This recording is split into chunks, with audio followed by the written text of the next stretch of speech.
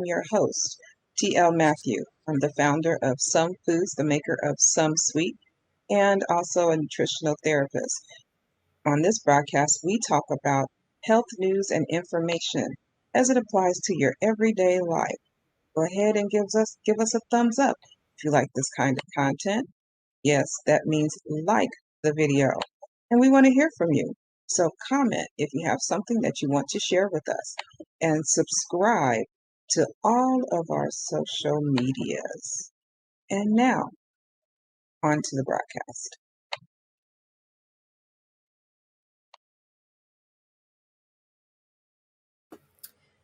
Well, hello. Waiting for that to come up. Hi, everybody. Hi. Welcome. You know, this week has been a very challenging week, but we're not going to talk about that. We got great things to talk about today.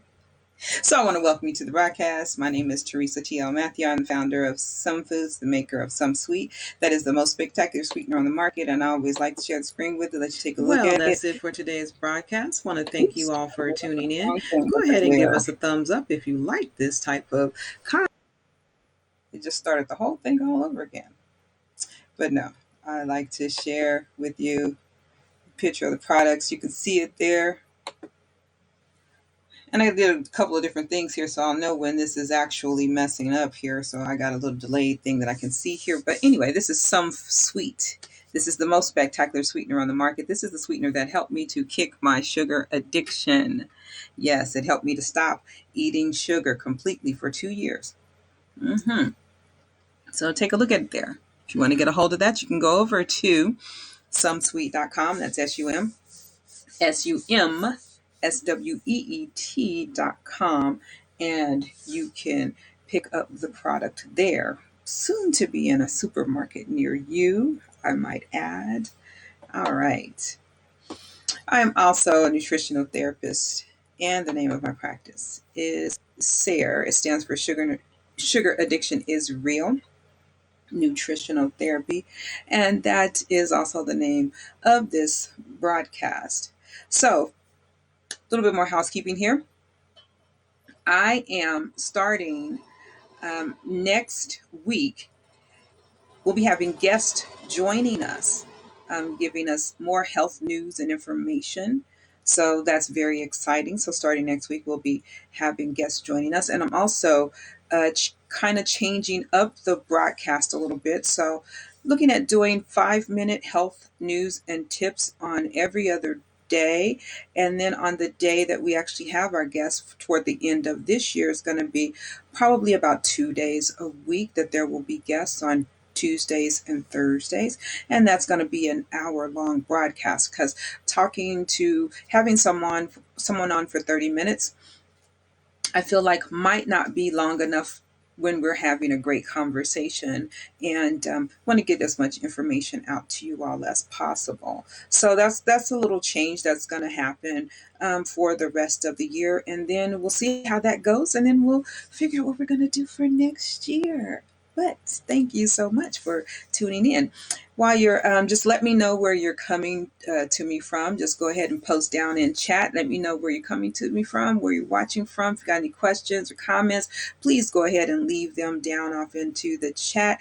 And now, without further ado, we're going to get on to our subject at hand, which is nutrition for illness recovery.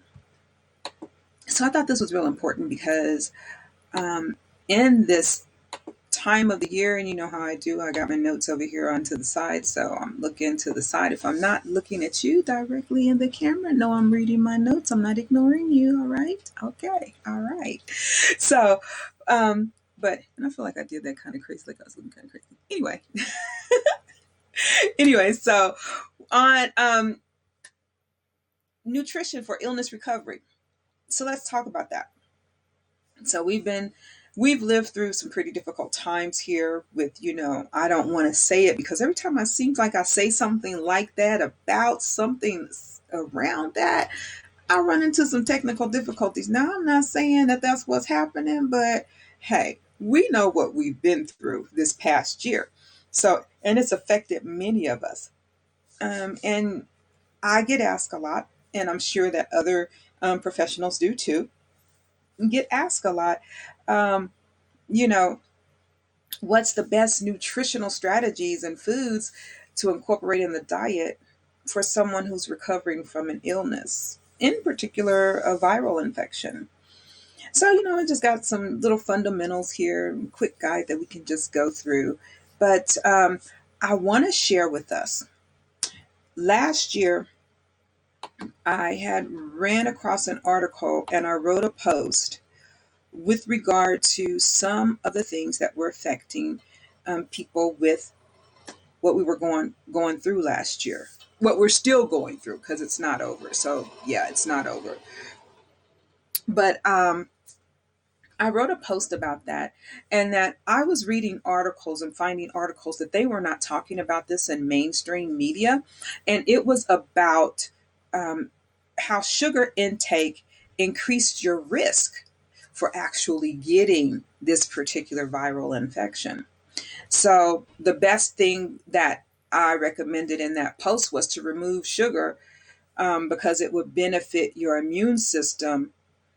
Plus, there was some other ways that you can improve your system. So let's just look at that a little bit, because that's a post that I'd already, and I'm not sure where all that is, but if you want to get a copy of this, then I'll be happy. Drop the notes in the comments, and I'll be happy to share that with you. But number one, removing sugar from your diet. Now, removing sugar is really important, and I've said that a number of times. We've already discussed here before about taking sugar out of your diet because of all of the effects, the harmful effects that sugar has on your body. And you know what? I think I'm gonna do a broadcast where we're gonna just discuss sugar in particular, because there's differences in sugars, right? So there are different sugars, and maybe we don't know what those sugars are, and so we'll just discuss those sugars and we'll just call them out by name. I do have a book that's titled Spilling the Tea on Sugar, and go into a little more in depth about what the different sugars are, and the names of sugar and things like that. But we'll take a different look at a look at the different sugars and see what their glycemic indexes are, what their glycemic loads are. So we'll do that. But looking at removing sugar is important, because high sugar consumption can make you susceptible to this virus that we've been dealing with. So, so just things that we do on a regular basis, like eating ice cream or candy that satisfies a sweet tooth, it puts your white blood cells into a temporary coma. Okay, so that's what it does. It puts your white blood cells into a temporary coma, making you more prone to infection and diseases. So studies have shown that within an hour, 1 hour of eating sugar, okay, our immune system declines by 38%. And the suppression of the immune system starts as soon as 30 minutes after the consumption of sugar, and it can last up to 5 hours. So that's really huge. And we all know, you know for yourself how much sugar you eat, right? So just simply by eating ice cream or eating a candy bar, let's just look at that. Just a little scoop of ice cream, an ice cream cone, right? For instance, or a candy bar. That a candy bar is not even that big, but just simply doing that, that's going to put your white blood cells in a coma temporarily, and it's going to make you more prone to infection and diseases. And that suppression of your immune system is going to last 5 hours. And so continually eating sugary foods will keep your immune system compromised. Huh. See, you don't even have that. That's not even having a sickness or a disease or anything, and you're already immune compromised just by simply eating a candy bar. Okay. So let's look at exactly how does it affect your immune system. So consuming too much sugar can affect the cells in your immune system that target bacteria. Sugar affects the way your white blood cells attack bacteria. Sugar triggers low-grade inflammation in the body and also increases the mass. This can contribute to diseases that are chronic in nature, things such as cardiovascular disease and diabetes. So how much sugar do you have to consume to cause a problem? Because remember, just said we candy bar, you know. So research shows that consuming 75 to 100 grams of sugar of a sugar solution can hinder the body's immune functions. I know that 75 grams sounds like a lot, and it's hard to think that you may be consuming 75 grams of sugar, but really it's the equivalent of 2 cans of soda. Okay? It's the equivalent of 2 cans of soda. Now, just so I can put that into a little bit more perspective for you. I wish I had something around here. I don't, but I was thinking of a teaspoon. A can of soda has about 8 to 12 teaspoons of sugar. And in fact, I have my phone here. Let me see. Hey Siri, how many teaspoons in a can of sugar? I mean, she's going to say, what? Wait, Siri, wait. How many teaspoons of sugar in a can of soda? She's thinking. So in a 12-ounce can of soda, there are 39 grams of sugar, or about 9 teaspoons. See how easy that was to find out how much sugar was in there? Just ask Siri. See? 9 teaspoons. And then that depends on the soda that you're drinking, because I know that Mountain Dew has a lot more sugar than some other sodas. And in fact, a Gatorade, which again, you can just check with your Siri. Hey Siri, how many teaspoons of sugar in a Gatorade? Here's an answer from menshealth.com. 132 ounces bottle of basic Gatorade contains 53 grams of sugar. That's nearly 11 teaspoons of the white stuff. Did you hear? 11 teaspoons of sugar in a 32-ounce bottle of Gatorade. And isn't that what people drink when they are feeling a little low, immune compromised, dehydrated, tired, fatigued, feeling? Isn't that what people drink? Gatorade. You can't get anything else on your stomach, so you want to stay hydrated. You're feeling all of the fatigue from a cold or a flu or something like that, and you're gonna drink a Gatorade. And how many teaspoons of sugar is in that Gatorade? Now, I'm not saying brands. I did say a brand, but you know what I'm talking about. That electrolyte drink. It doesn't have to be specifically Gatorade, but it is, and that's how many teaspoons of sugar it is. There are others, and I cannot think of the names of all of them. But as you can see, just ask Siri how much sugar, or if you don't have Siri, just Google it and ask how many teaspoons of sugar is in this, what I'm about to consume.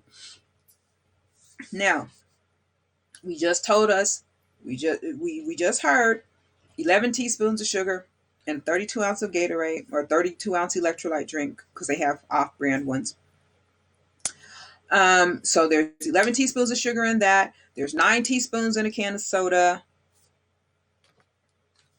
Once again, hey Siri, how many teaspoons of sugar in a Snickers bar? We'll see what she has to say. 1 moment. The answer is about 31 teaspoons. Oh, 31 grams. Now, if we just found out that that was about 11 teaspoons in a Gatorade, so how many teaspoons? Hey Siri, 31 grams is how many teaspoons? Teaspoons and grams are not compatible. Oh, snap.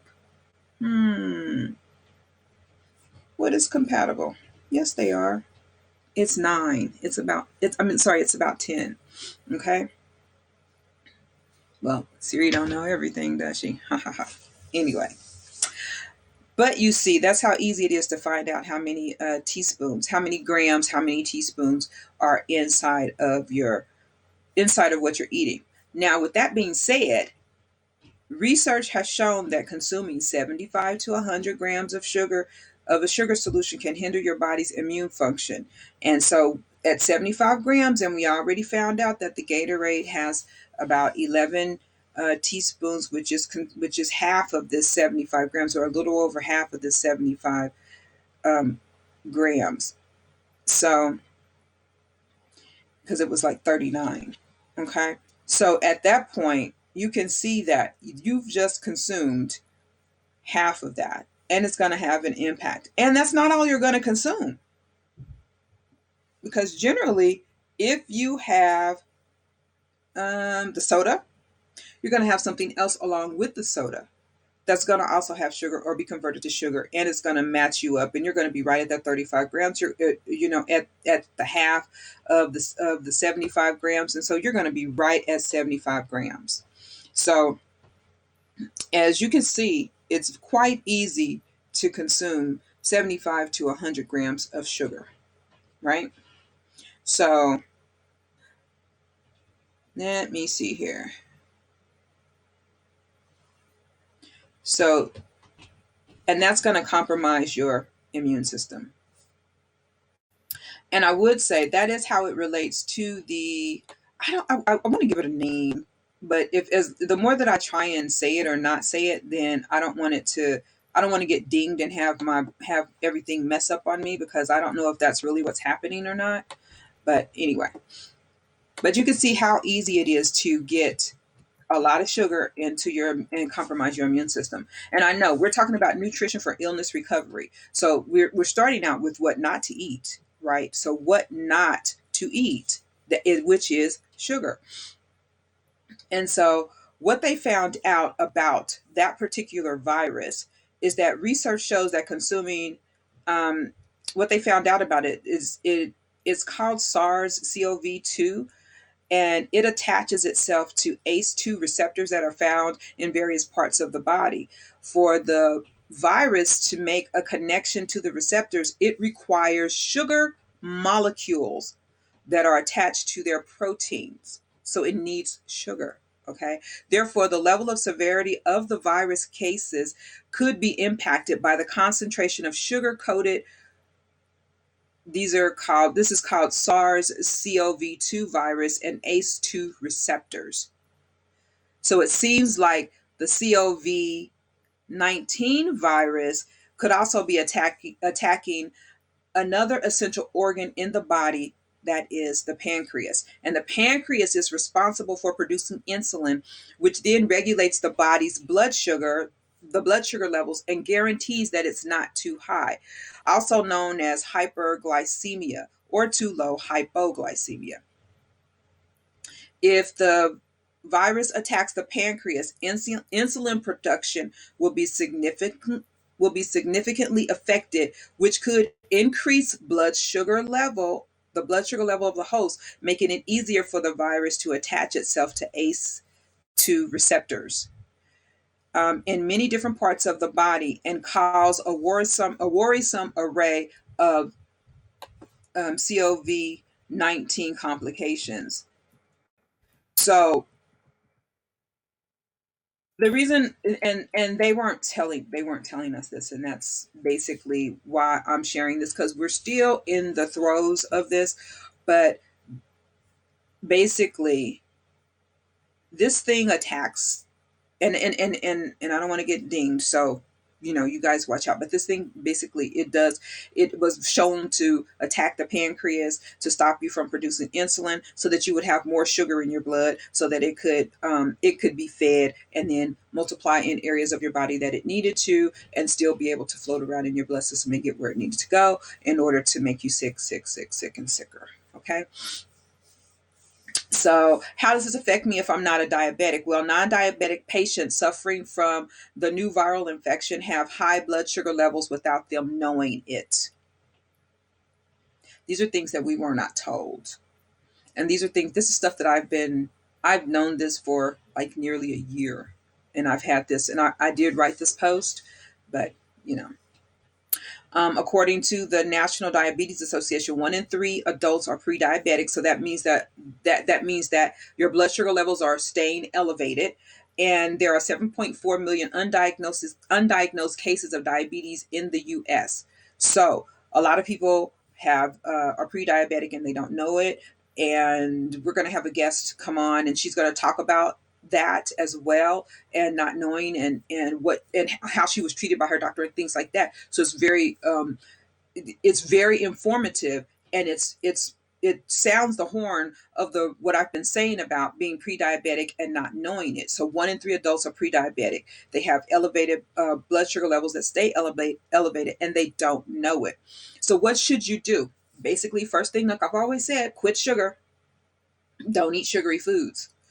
I know it's not easy. That's why I promote SomeSweet, and that's why I use SomeSweet to help me kick my sugar addiction, so I could get off of sugars. And I know that alternative sweeteners, they taste nasty to most people. They're just not good. That's why I made SomeSweet, because it's good, and it worked for me. And I'm a sugar addict, and I know that it worked. Okay, let me make sure that I'm not muted, because I just, okay. No, I see my mic there. 'Cause I get scared. just just checking. But that's why I made SomeSweet, right? So that I could help myself, because other things didn't taste great to me. And I do not believe that you should have to acclimate your taste buds to things that just don't taste good. That's why I make food products, and have so many great food products in the works to come out, and share with you all. But SomeSweet is the first one. All right. So what should you do? You want to quit sugar, you know, um, and you can use SomeSweet to help with that. So then the next thing is that you want to stay hydrated. You want to rehydrate and stay hydrated. So the fundamentals. Fevers can be very dehydrating. So when you're feeling sick, you want to stay hydrated. And remember, I just told us what we are not to drink to stay hydrated. To stay hydrated, we need to drink. If we're going to do an electrolyte drink, there was a broadcast I just did a couple of days ago about staying hydrated and electrolytes. That you can go and get that formula for electrolyte drink and make that drink, and make that, because these ones have too much sugar in them, and you do not need that sugar. So the higher your body temperature, the more dehydrated you may become. So dehydration is categorized as mild, 3 to 5%, or it's moderate at 6 to 10%, and it's severe at more than 10%. Since rehydration is the number one priority, drinking plenty of fluids is essential. And essentially, you need to drink what? What? Water.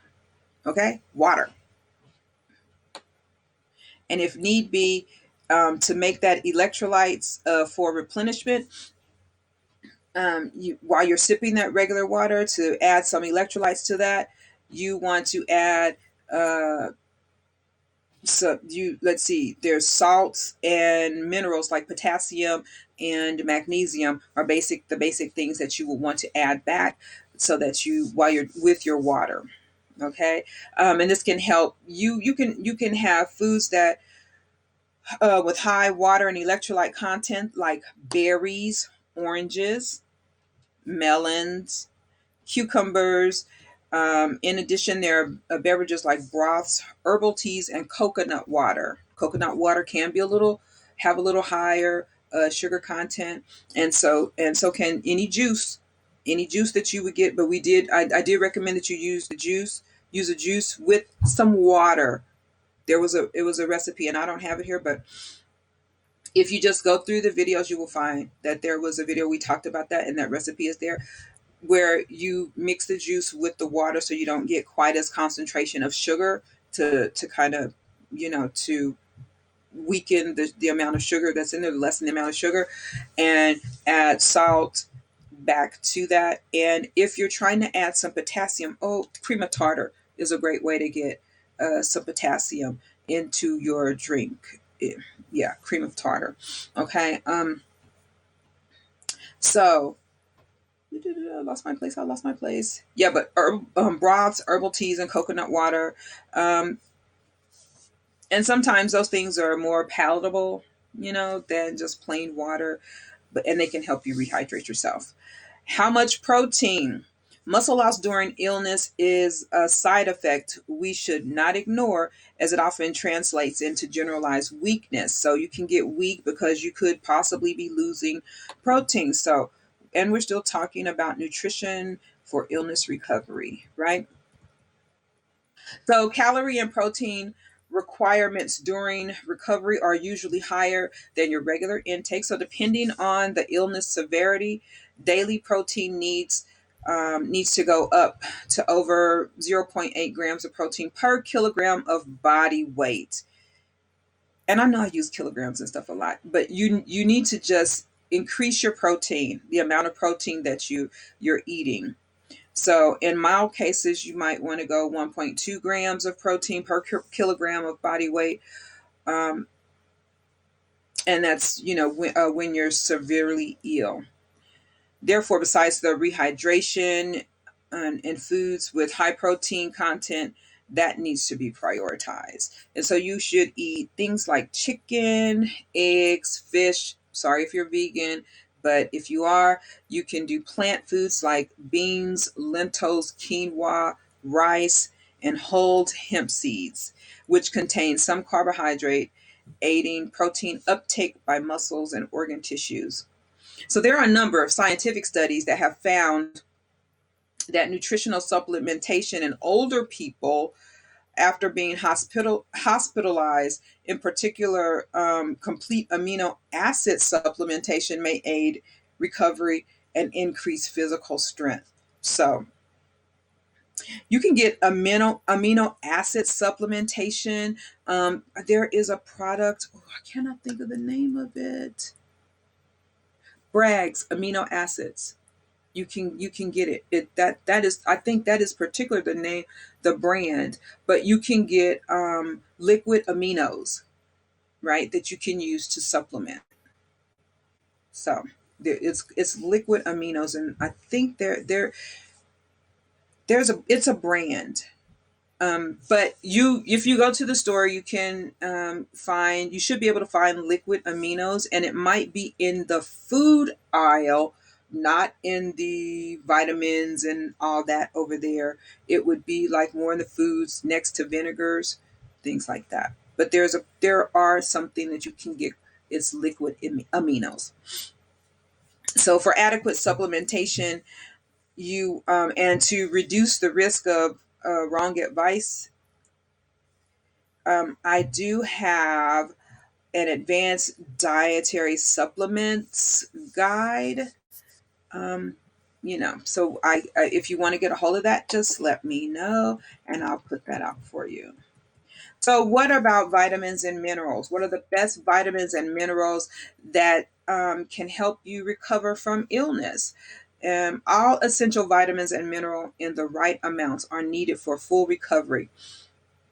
But depending on the cause of the illness, some may be needed in higher quantities. For example, essential micronutrients may be used and depleted faster when the immune system is fighting a viral infection, in particular vitamin C, D, and A, as well as minerals like zinc, iron, selenium, and chromium.